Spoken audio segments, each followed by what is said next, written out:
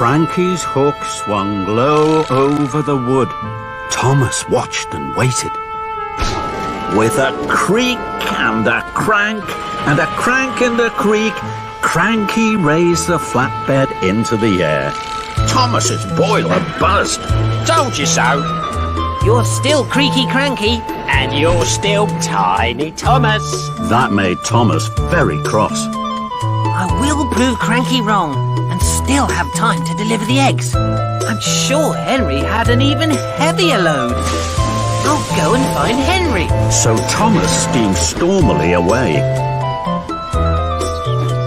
Thomas found Henry waiting by the coal hopper for his special coal. Hello, Henry. I don't have a lot of jobs today. Shall I deliver your heavy load of straw bales for you? Then you can wait here for your special coal. Henry thought this was a very good idea. Thank you, Thomas. So Henry was uncoupled from the heavy flatbed of straw bales, and Thomas was coupled up. The flatbed was very heavy. Puffing and puffing, Thomas set off once more for the docks. Soon, Thomas puffed back into the docks. You again? Now what are you doing with those straw bales? This flatbed is very, very heavy. I'm sure you can't lift this. Cranky looked at the flatbed of straw bales. I'm sure I can. Cranky's hook swung low over the straw. Thomas watched and waited. With a creak and a crank, and a crank and a creak, Cranky raised a flatbed of straw into the air. Thomas's funnel fizzed. Told you so. You're still Creaky Cranky. And you're still Tiny Thomas.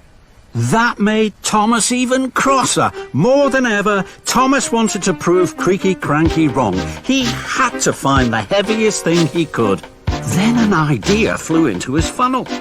Lift me, Cranky. Cranky looked at Thomas. He couldn't let Thomas win. Cranky's hook swung low over Thomas. Thomas hardly dared puff. With a creak and a crank, and a crank and a creak, and very, very slowly, Cranky raised Thomas high into the air. Bubbling boilers! Creaky Cranky is lifting me.